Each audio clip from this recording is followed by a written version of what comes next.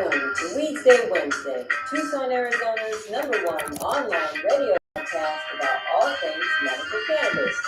Your host, Belle, and the Cannabis Kid. Our show features news, interviews, and all the latest information about anything and everything medical cannabis related in Tucson, Arizona, and the world at large. We'd love to hear from you. Please give us a call live at 646-915-8421. You can like us on Facebook, follow us on all social media, or email me@tucson@gmail.com. We'd like to thank Weedsday Wednesday and Studio C, along with our many sponsors, for hosting our show every week. With the lowest price certifications in town, you'll find hemp products, accessories, and all things related to medical cannabis education. Visit Tumbleweeds Health Center at 4826 East Broadway Boulevard or online at tumbleweedshealthcenter.com. And remember, Be smart be safe and educate.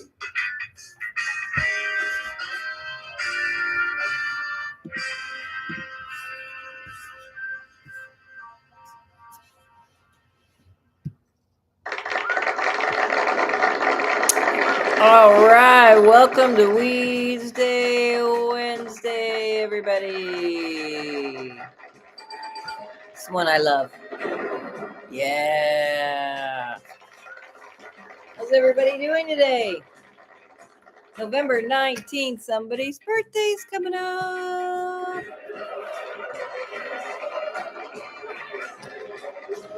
That's right, Friday is the big birthday. I can't drive 55. That is just silliness right there. Oh, God love the 80s, 90s. I wish I had been born to where I launched into my teens into the 60s. That would have been a super fun time. Totally fun. All right, you're listening to Weedsday Wednesday. Belle Star here. Silver Sisters on the way. Cannabis Kid is somewhere in the universe. But you are here with us, and we are happy, and it's Weedsday Wednesday. And let's smoke some weed. Woo! And Silver Sister, if you're out there and you're listening. Oh, no. Have been diagnosed by an Arizona licensed physician. Well, then you can get your cannabis card and come on down and see us. Don't know why that started, because I wasn't paying attention. All right, but what I was going to say was, Silver Sister, if you're ready. And for the bestie, how many days until Christmas? 36 days until Christmas, 37 until it's over. That's for you, Mr. Allen. All right. Thanks for tuning in to Weedsday Wednesday. Belle Star here. All right. There's a lot going on in the world, but I found a really cool video. And since Friday's my birthday, we're going to listen to part of that video. I get to watch it. You're going to listen to it. It's going to be great. It's going to be groovy. In fact, I got to get it onto the other.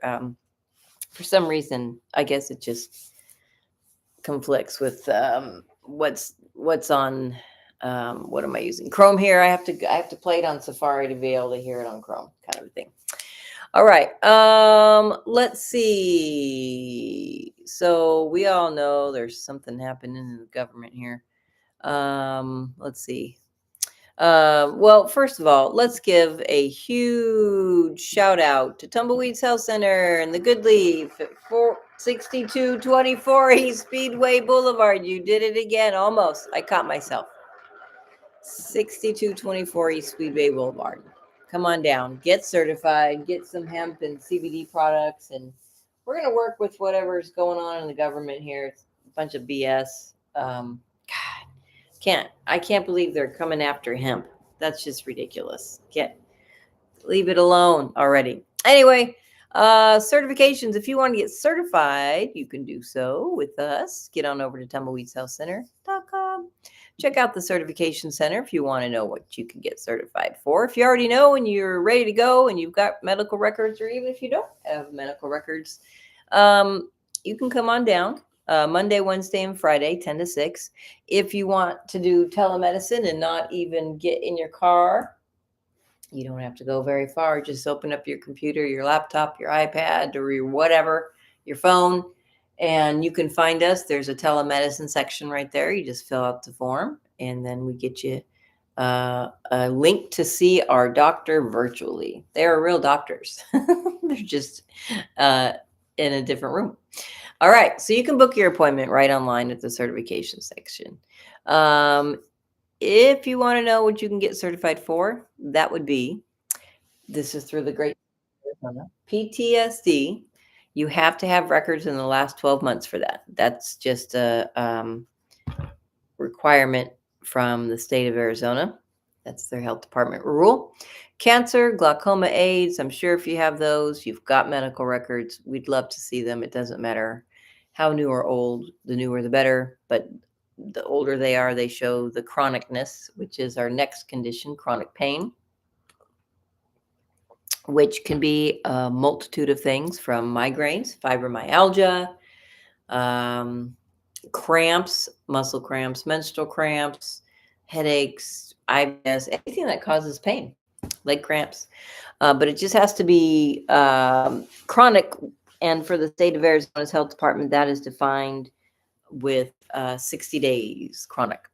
Severe nausea, seizures, including epilepsy, that's all seizures, HIV, Hep C, ALS, Crohn's disease, agitation of Alzheimer's, dementia disease, cachexia, wasting syndrome, severe and persistent muscle spasms, including multiple sclerosis. So you're eligible for a card if you heard your condition here. And even if you didn't hear your condition on this list, but it's causing something on the list, like maybe a medication or a treatment you're going through is causing headaches or nausea or wasting syndrome or seizures or tremors or, Parkinson's, you can get your card if you've got Parkinson's, or Tourette's causes major headaches and seizures and tremors, and autism does as well. So there's a lot of things you can get your card for that aren't listed. Just talk to us and we will help you with that situation. If you suffer from one of these medical conditions and have been diagnosed by an Arizona licensed physician, medical cannabis may help relieve your symptoms. Tumbleweeds Health Center is Arizona's premier cannabis certification, health, and education center. Our primary focus is to help the patients of Arizona obtain their medical marijuana card and educate everyone about medical cannabis. With current medical records, approval is a simple process. Contact Tumbleweeds Health Center to see if you qualify for your Arizona medical marijuana card. Are chronic conditions holding you back from a happy, healthy life? Get on the right track with Tumbleweeds Health Center. Our CBD products are formulated to fit your health lifestyle. I would definitely say that CBD has changed my life. I mean, I don't worry about my dog anymore, and I don't worry about sleeping anymore. Tumbleweeds Health Center, voted #1 health center in Tucson, has created a proprietary number of CBD blends, each designed to promote health and well-being. Let Tumbleweeds Health Center show you how CBD products might help you improve your life the natural way. Our chronic condition. Give us a call, 520-838-4430. You can even email your medical records if you want, and your information to thctucson@gmail.com, and we will get you hooked up so you can meet with one of our doctors. And if you don't want to get certified right away, you can have a consultation for $50 and come on down Monday, Wednesday, or Friday, or do a teleconsultation. And just talk to our doctors about your questions if you're thinking about cannabis.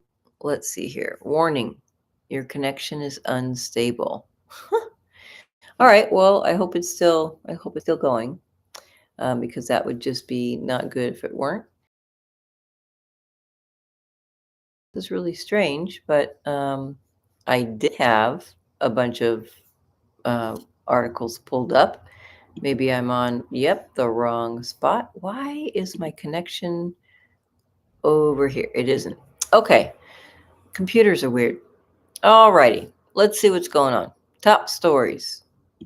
Cannabis Business Times. Top stories. Let's find us a top story. Okay. Hemp regulations should protect people, not punish. True. 13 GOP House reps oppose the hemp product ban ahead of vote to end shutdown. So let's read this. The House needs 217 votes to reopen. When was this? This is obviously old.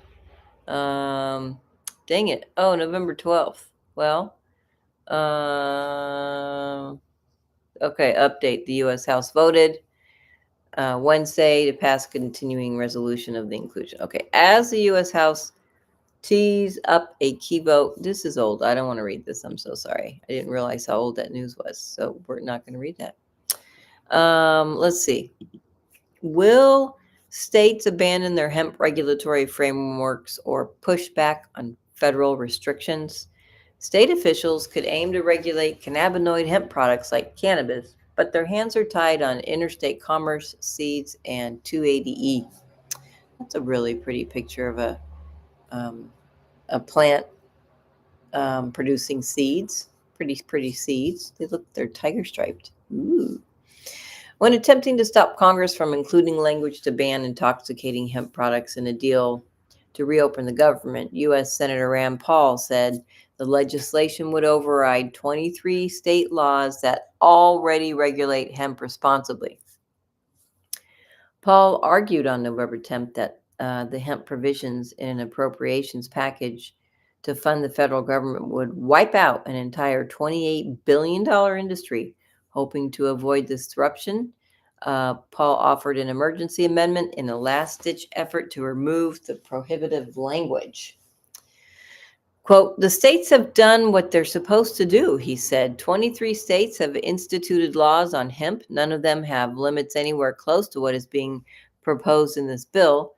So what will happen is most of the things that your states are regulating have made legal will be made illegal by this bill.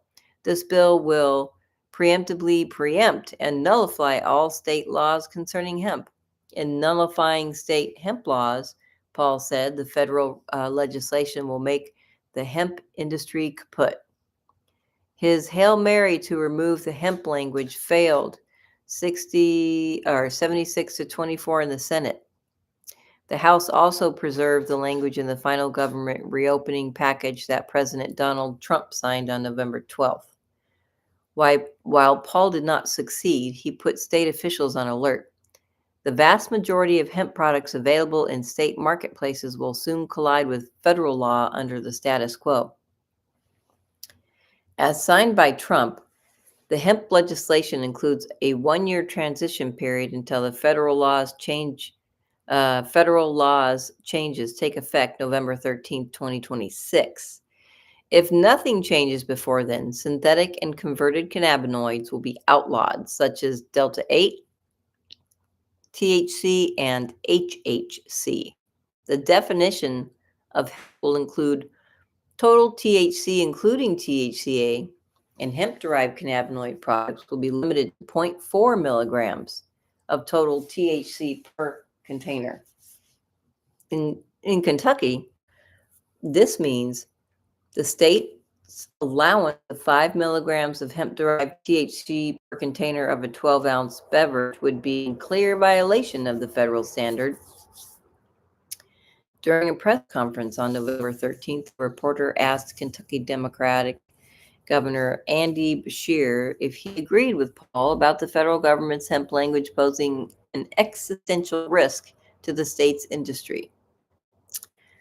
He said he had yet to review the federal language, but added that he believes hemp is an important industry in the bluegrass state. Quote, we should have appropriate safety regulations around it, but we should make those regulations here in Kentucky, talking to the industry and making sure that we get the balance right.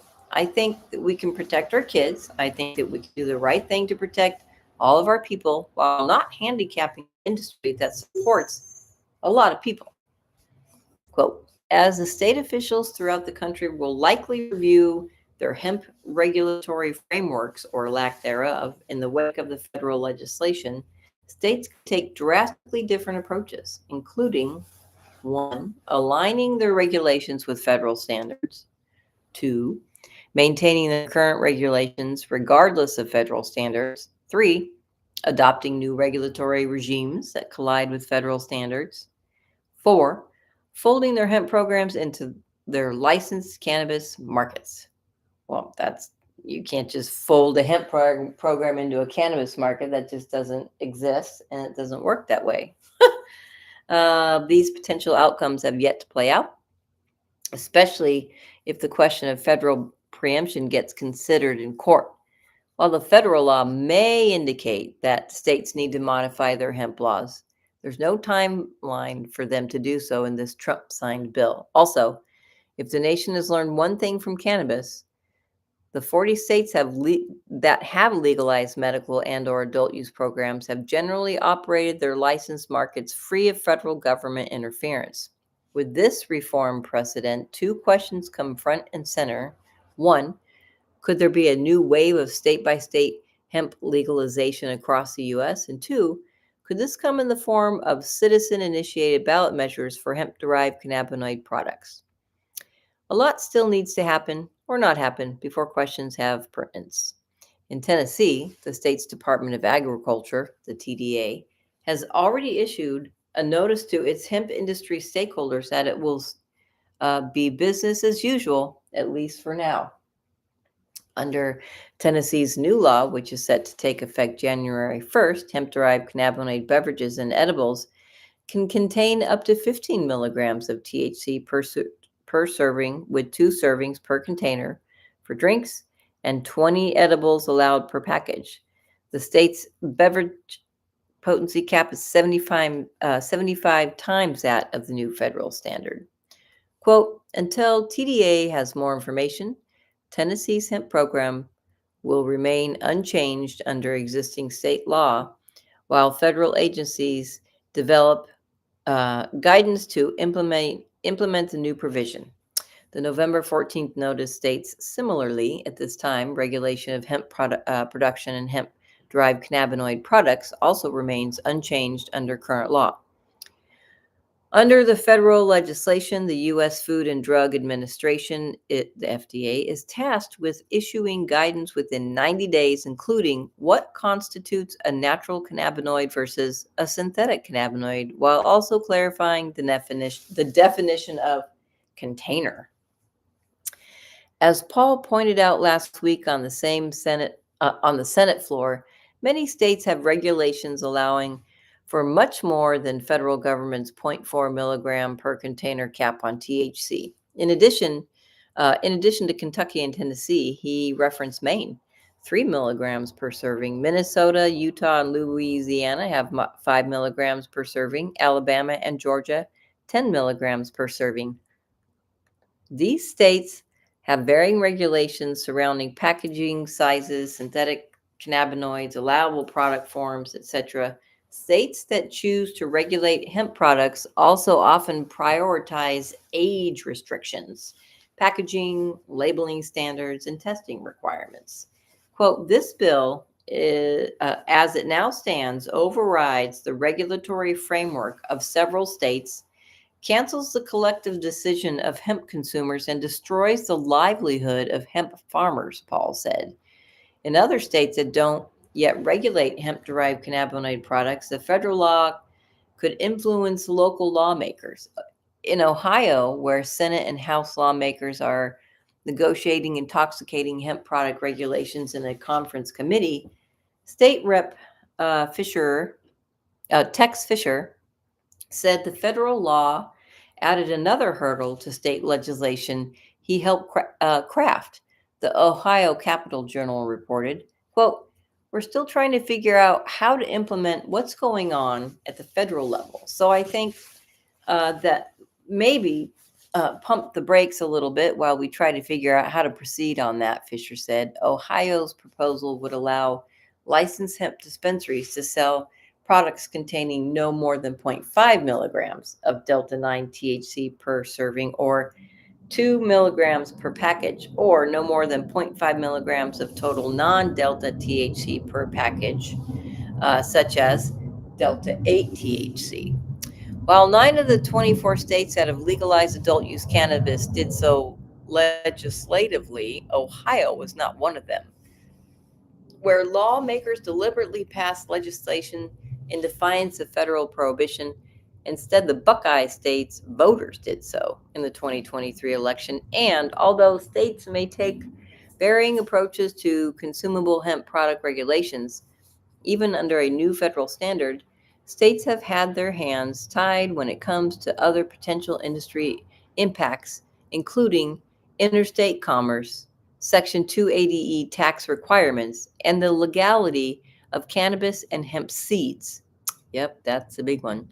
Under the new federal definition of hemp, shipping cannabinoid products containing more than 0.4 milligrams of total THC per container across state lines will be prohibited. Companies involved in the sale or distribution of hemp-derived cannabinoid products that don't comply with the new federal definition will be trafficking a Schedule I drug, therefore cannot conduct ordinary business expenses, wages, rent, utilities, insurance, etc., from their federal taxes under Section 280E of the Internal Revenue Code. And viable seeds are explicitly excluded from the federal hemp definition if the parent plant exceeds the 0.3% total THC threshold, i.e., seeds derived from marijuana are illegal. According to Stephen M. Shane, a cannabis law expert at Smart Counsel LLC, who provided Cannabis Business Times with a cheat sheet outlining changes in the new federal law. I want to know how they're going to test seeds to find out and what the mother plant had as far as percentage of THC. How do you know that from a seed? Under the new federal law, seeds would only be legal if they're categorized as industrial hemp, meaning they're intended for specific, limited research or non-consumer purposes such as fiber, stock, or non-cannabinoid oils. According to Shane, no cannabinoid seed derivatives, oil, cake, nut, hull, and microgreens derived from immature plants would be okay. Oh, non-cannabinoid. Whatever. During his plea last week on the Senate floor, Paul claimed that every hemp seed in the country would have to be destroyed under the new definition. Quote, "This is the most thoughtless, ignorant proposal to an industry that I've seen in a long, long time," and said the states have made progress and progress was coming. So there you have it. Well, and there you have that. And there you have Silver Sisters crashing in on the scene. And hang on, wait for it. Wait, come back. Do it again. Oh, I missed it. That's what was supposed to happen. I know, sorry. I was trying to hit the thing left-handed, which doesn't work. Found that in my goings through as I'm cleaning out my house. Is that your handwriting? That's what I thought. Oh, God is right. Wait till you read it. I don't know. I think you're trying to make a presidential speech. Why stoned? To whom it may concern. 7 years ago. I'm not sure what it was all about. You got to just read the whole thing line by line. You'll be completely confused as to what and why. I don't know what we were doing. I think maybe we were going on the news. I think there. Maybe this was for that women's grow thing that you gave a speech for. I found in my goings through a speech. Oh, here we go. Speech. I found a speech, and I also found this fun thing. Grind up your weed. You got me that one year. Weed grinder. Yeah. Dusted that all off and threw some batteries in. Threw all the old bongs away. I had to get that with some there were like things living in there. Yeah. Lots of things. What's that? Oh, I'm not supposed to have a bong. All right. Well, Silver Sisters here. We're going to get to the fun stuff because it's my birthday show week, and here we go. Christmas threw up outside. What? Christmas threw up out there. I thought you said I just threw up outside. Yeah, that's what we do here with the cats. Did you see the dog? Sally?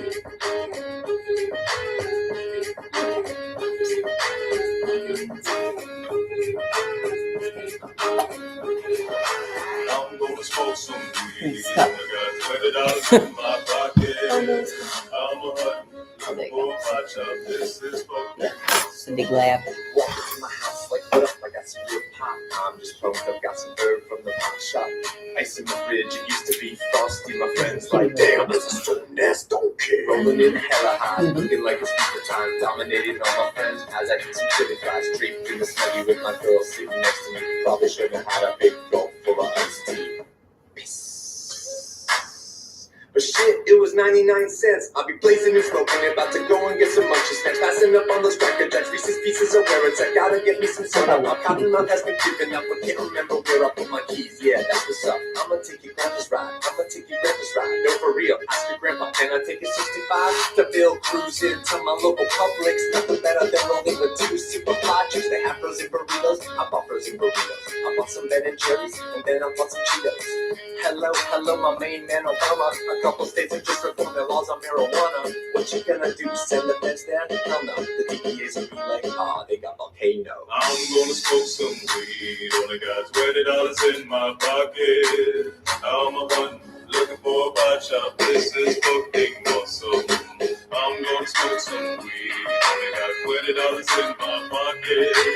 I'm a hunt, looking for a pot shop. This is fucking awesome.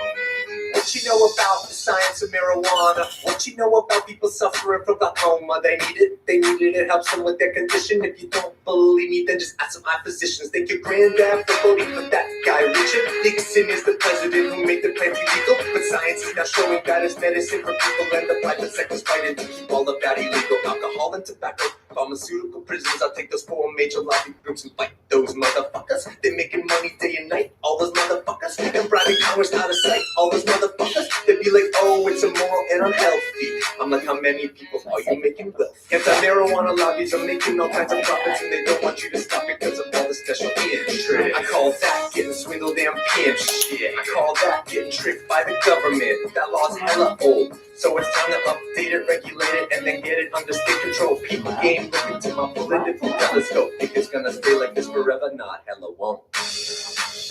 Not hella won't. Hey, Obama, stop being a hypocrite.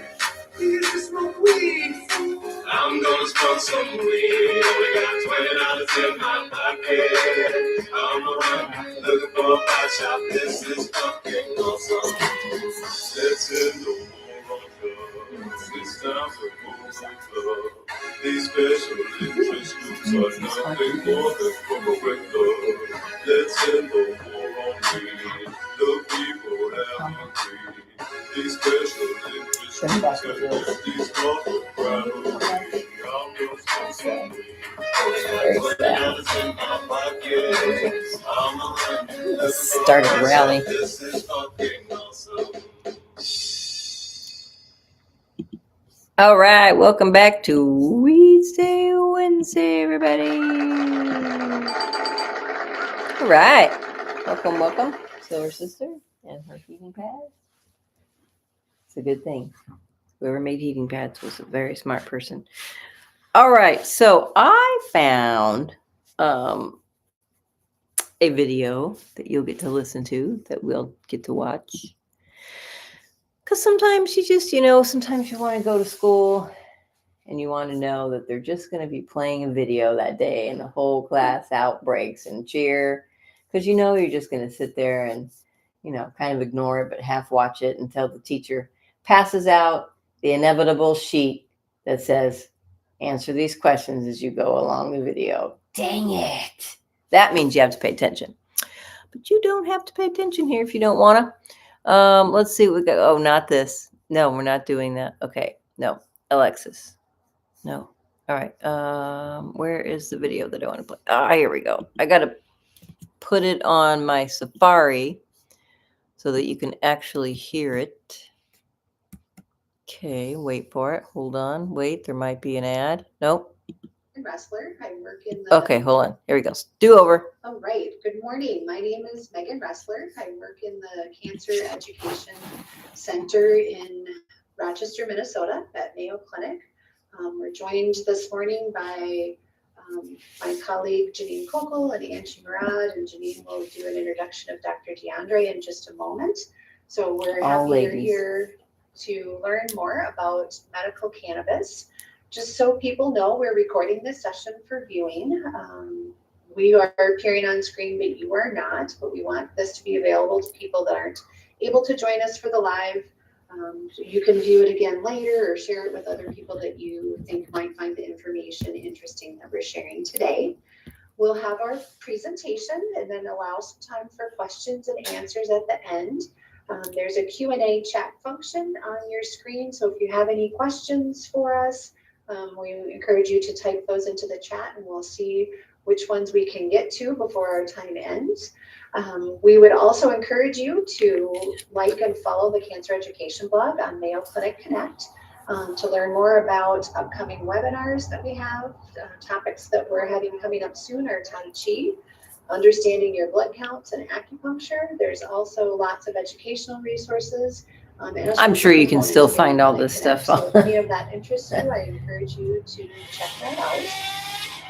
And then we want people to know that today's session is informational, not intended for medical advice, and that cannabis laws, whether they're dispensed for medical use or not, vary state by state, so you may need to do some homework based on where you live to find out more in that regard.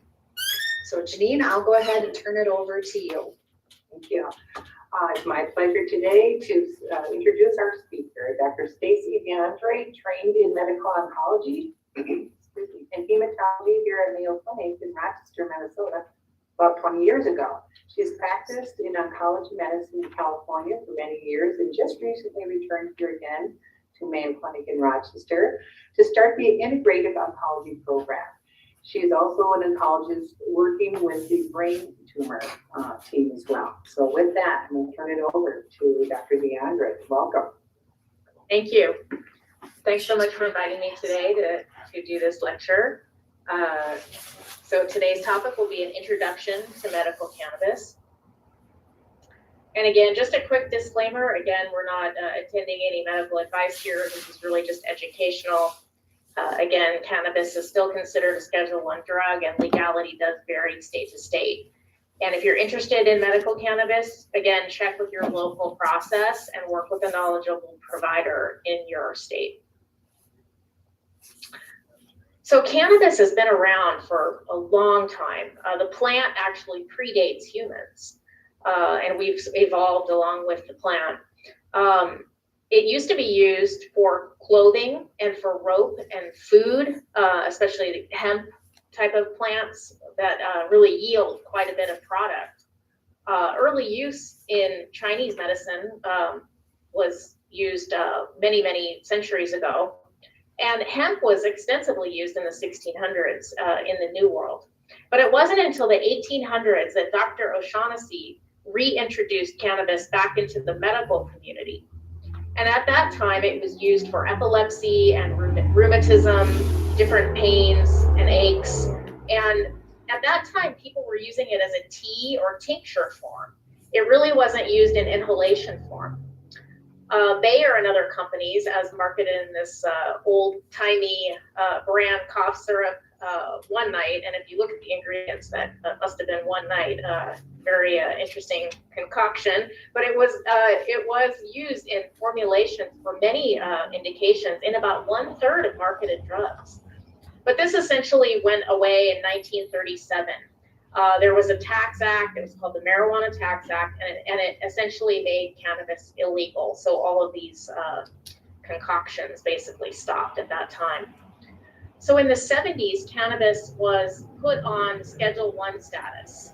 And what that means is that the drug really has no medicinal value. It is ranked up there with heroin and LSD. and which is kind of confusing because we're using it medicinally and it's legal medicinally in many states. So the legality of cannabis is extremely confusing and changing.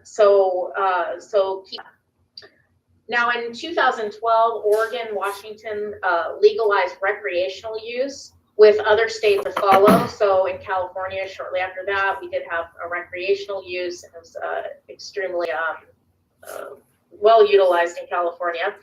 And then today, there's still limited research. Despite all of this progress in terms of legalization, we still have a very difficult time conducting research. And that is because of Schedule I status. In order to conduct research in this country, if you want to do a clinical trial, you have to have a special license. You have to get product from the government. It has to come from certified NIDA growers. And it's very, very cumbersome. So most of the human data and trials actually are coming out of Europe and Israel. And we'll touch on a little bit of that coming up. A little bit about the biology of the plant. So cannabis is extremely complicated. It has many, many components to it. There are over 100 phytocannabinoids present in the plant, about 40% of which is cannabidiol, or commonly known as CBD. THC is another endocannabinoid, and THC acts on specific receptors in your body. These receptors are found all throughout the body, in fact, in all mammals. So this has been around, this system has been around for a long time. So the two main receptors are called CB1 and CB2. CB1 receptors are found in the nervous system, especially in the brain areas of memory, pain, emotion, and movement. Interestingly, they're not found in the area that controls breathing, and we'll talk about why that's important. Now, it's also interesting that CB1 receptors are 10 times more prevalent than opioid receptors in your body. So fascinating system. CB2 receptors are found mostly in the immune system cells of the body, widespread. So what is this endocannabinoid system and what does it do? So this system is composed of the endocannabinoids, so some chemicals, which I'll go over, and also the receptors. Now, these chemicals that we have in our body, they're very similar to CBD and THC, especially THC. And they play a role in appetite, blood pressure, bone growth, immune system, inflammation, pain, memory, reproduction, and muscle tone. So this is a widespread ancient system in our body. And this is a recent discovery, or in the 1990s. So it's really amazing that this has just been discovered, and we're just scratching the surface in terms of what does the system do, and why is it important. So here are the two main endocannabinoids. There are others, and again, they're learning more about this all the time. But two of them include 2-arachidonyl glycerol, which is the most abundant endocannabinoid.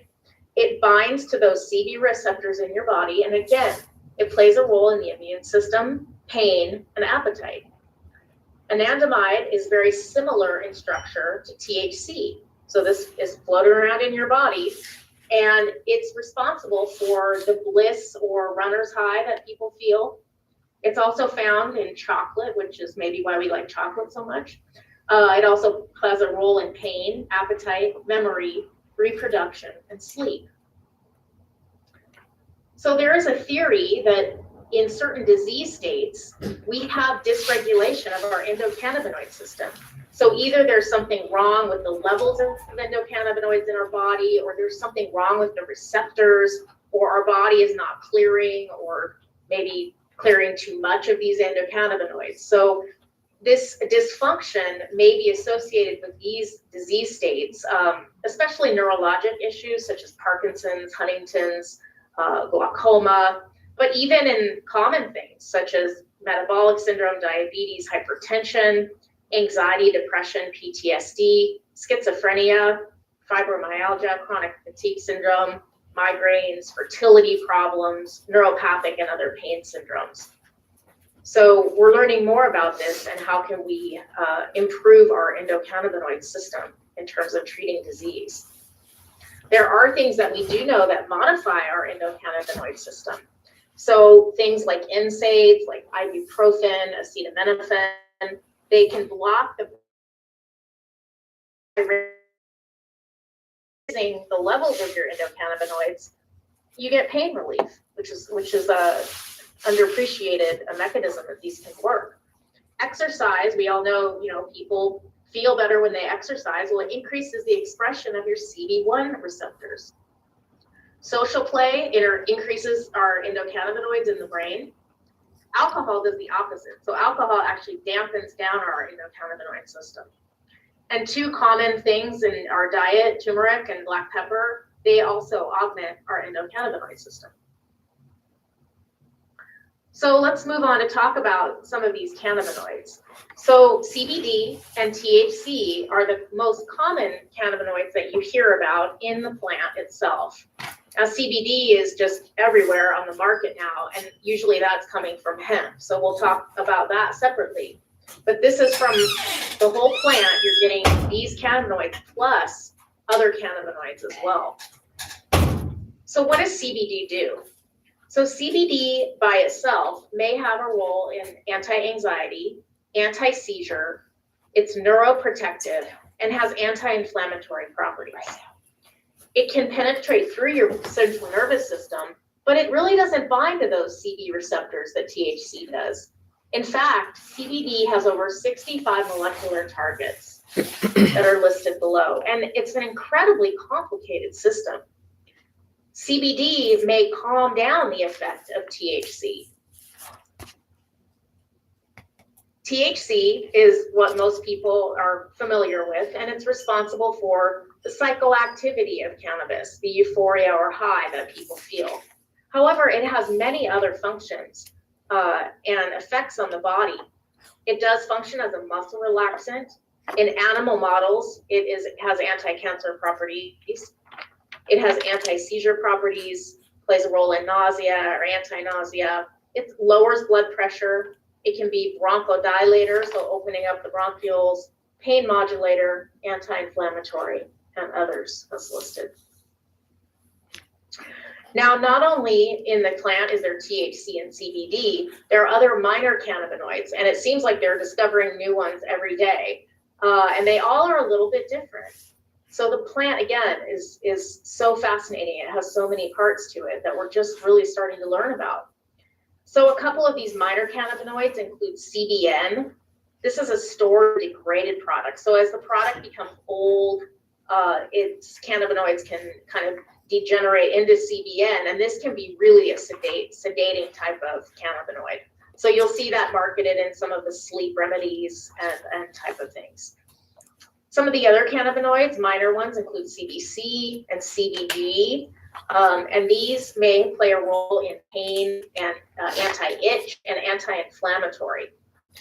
Now, it's important to remember that in the synthesized version, so the type of cannabis that you get from a prescription, you're not getting these minor cannabinoids. You're just getting an isolate or a synthesized version of a cannabinoid.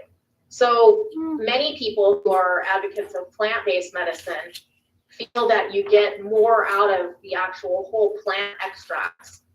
Cannabis seems to work very well. It's called the entourage effect, where you have all of these things present in their natural form. They work together.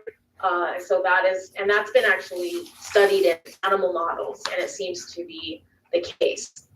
Again, as I pointed out, other things can interact, natural things that we utilize. So chocolate, capsaicin, turmeric, those also can interact with our endocannabinoid system.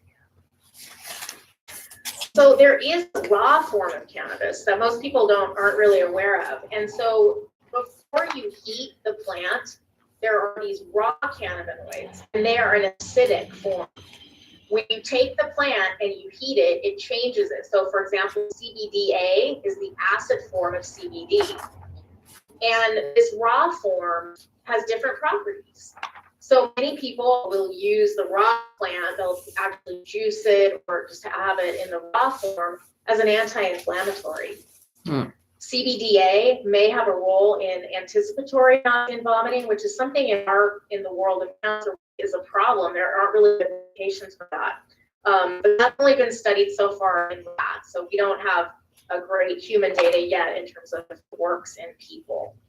And again, in animal models and cell culture models, there is some anti-cancer effect from these type of cannabinoids.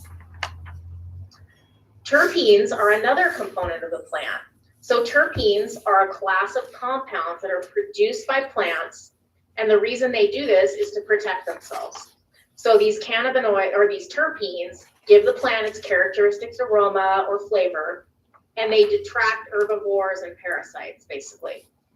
Now, terpenes can either be activating or sedating, depending on the type of terpene in the product. And some products are marketed for this reason. So things that are more sedating may have more myrcene or lavender type of product. And here are just some of the examples of some of those terpenes. So myrcene is a very earthy flavor and aroma. It's very relaxing. Linalool is from like lavender. It also is very sedating and anti-anxiety.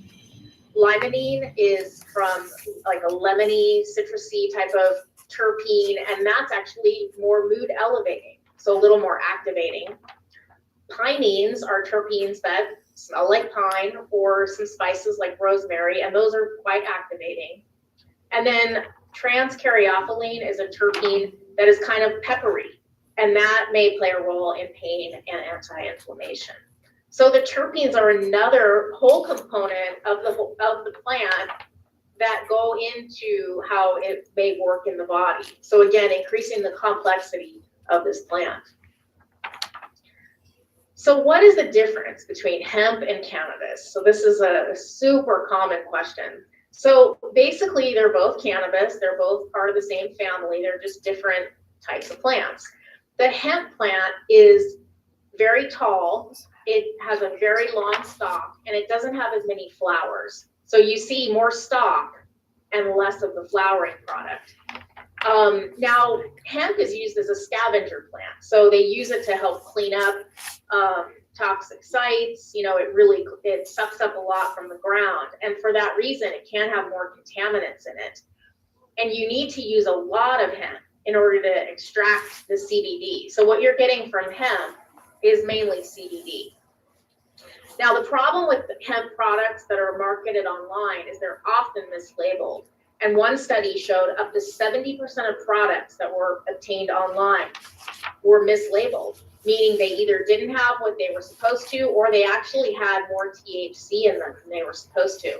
And that can be a problem if you do drug testing for work and you think you're taking something that doesn't have THC, and whoops, it actually does. So again, hemp products are legal online. You can kind of get them everywhere. State regulations are still pretty fuzzy, you know, especially in states where nothing is legal.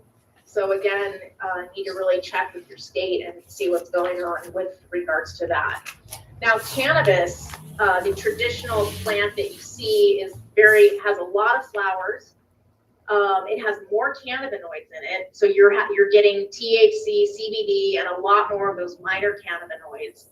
It's more potent. You get more of that entourage effect where all of the plant is working together.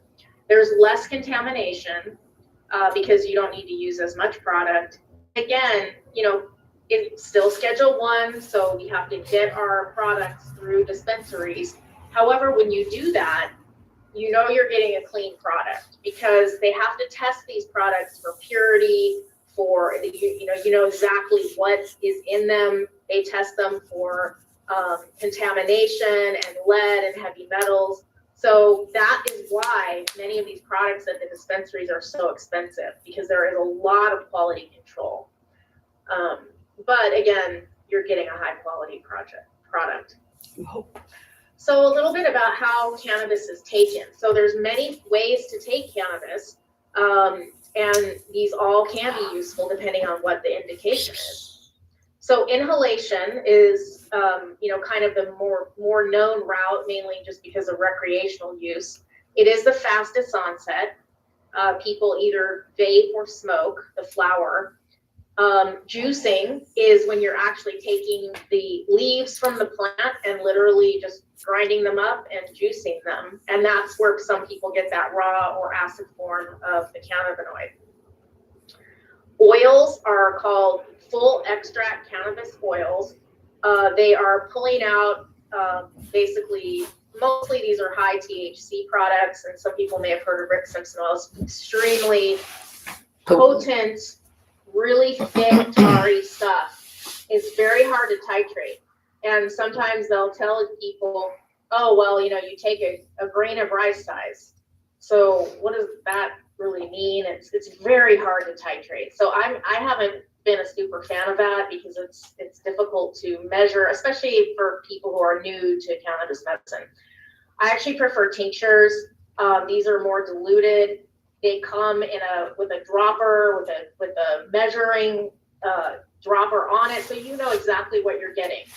And it's easier to titrate these tinctures. They go under your tongue. You leave it under your tongue. It's called sublingual administration.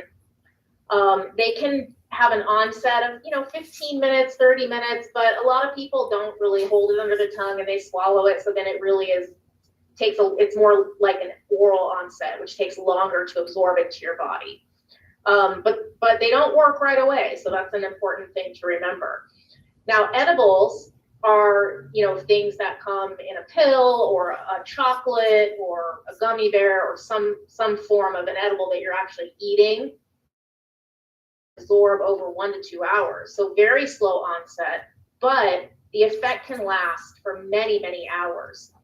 So some people really enjoy using edibles at nighttime for some of the benefits for sleep and pain because they last for a very long time. Some people will use suppositories. It's really, really controversial. They may not be really well absorbed, and it's not a form that's commonly recommended.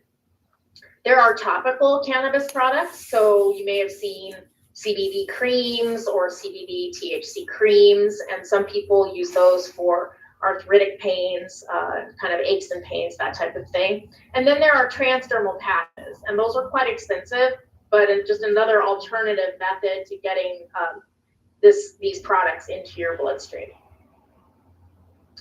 So a few more words about the way that you take cannabis. So again, oral absorption is highly variable.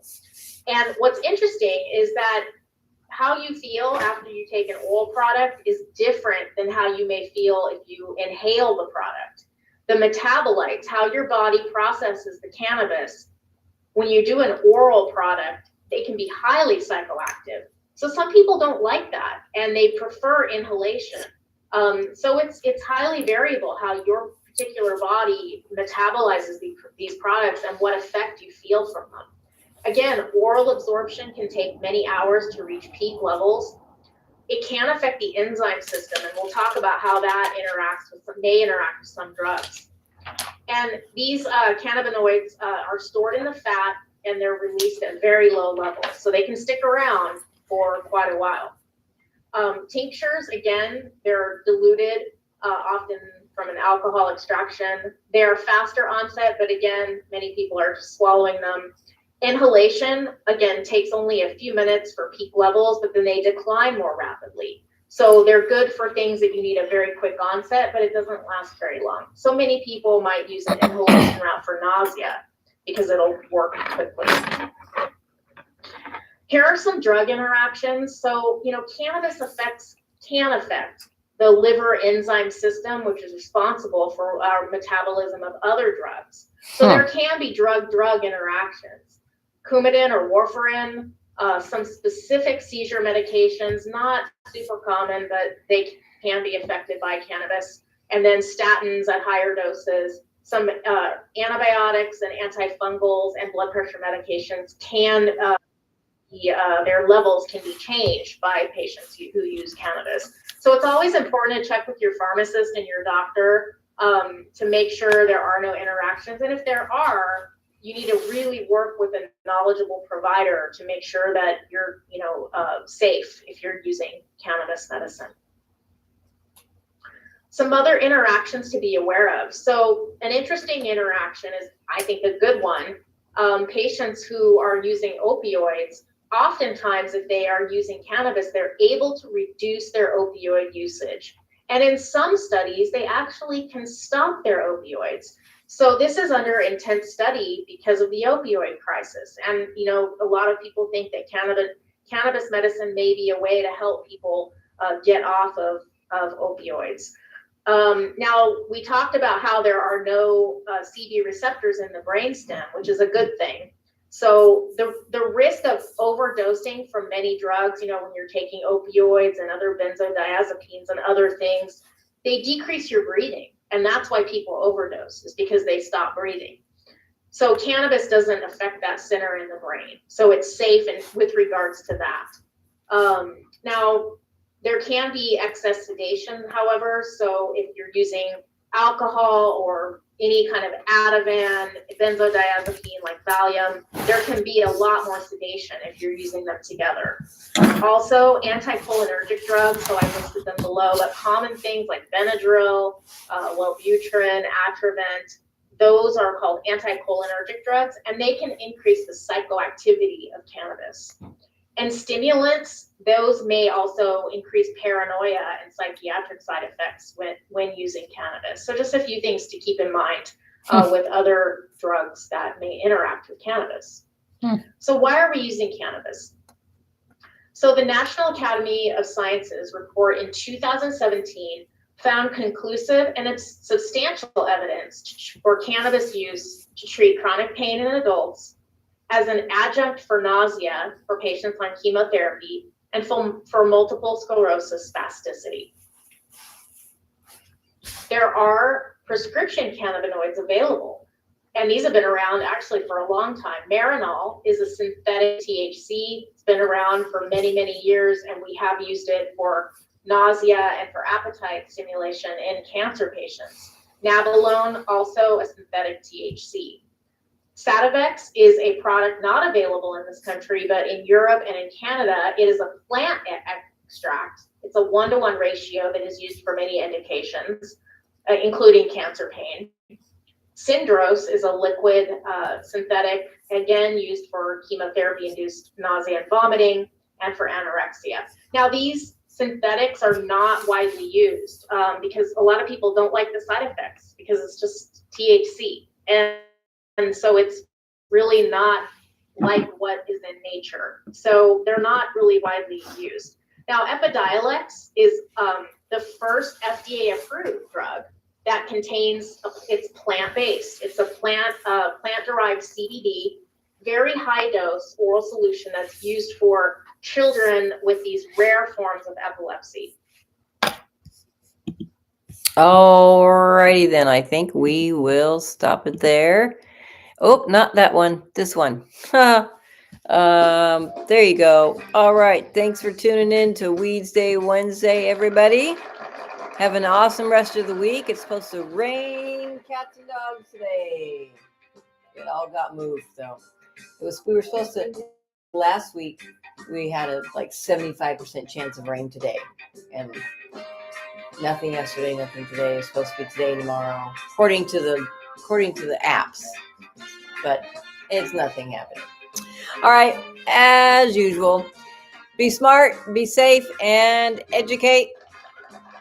Happy Weedsday. Remember, 36 days until Christmas, 37 until it's over. For you, 37 days. Thanks. Welcome. Woohoo! Weedsday Wednesday. Thanks for tuning in, kids. We'll see you next week. Whoop, whoop.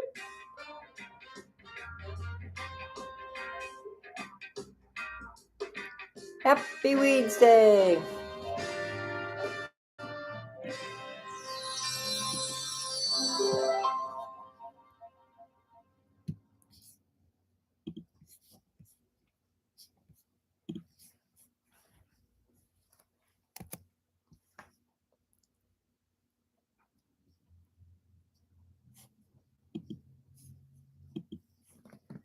Why is this saying go live when we were live?